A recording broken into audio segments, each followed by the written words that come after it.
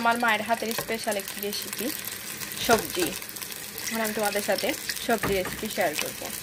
আপনারা কে কোথায় থেকে দেখছেন অবশ্যই আমাকে কমেন্ট করে জানাবেন, আর আপনারা কিভাবে সবজি রেসিপি খান আমাকে অবশ্যই শেয়ার করবেন। রসুনগুলো লাল হয়ে গিয়েছে, এখন আমি পেঁয়াজ ছেড়ে দেব। ভালোভাবে পেঁয়াজগুলোকে নেড়ে নিব।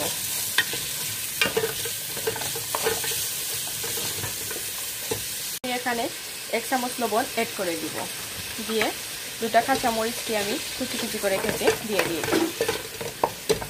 আমার পেঁয়াজটাও গলে গিয়েছে, এখন আমি মাংস দিয়ে দিব। সবজির জন্য অল্প কিছুটা মাংস দিয়ে দিলাম।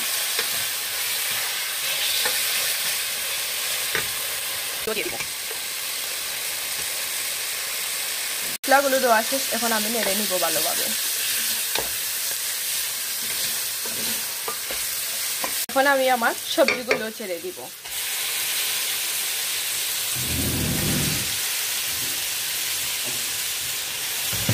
দিয়ে দিব গাজর। আপনারা সবজিতে কি কি দেন আমাকে কমেন্ট করে জানাবেন।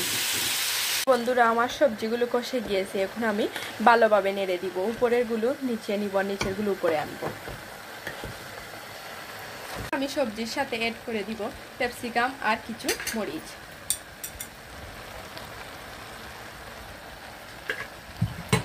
আমি একটু পাঁচফোড়ন ছিটিয়ে দিব।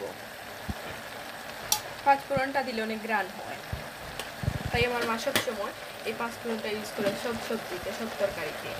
যখন আমি অবশেষে একটু মিষ্টি আলু আর আলু দিয়ে দিলাম,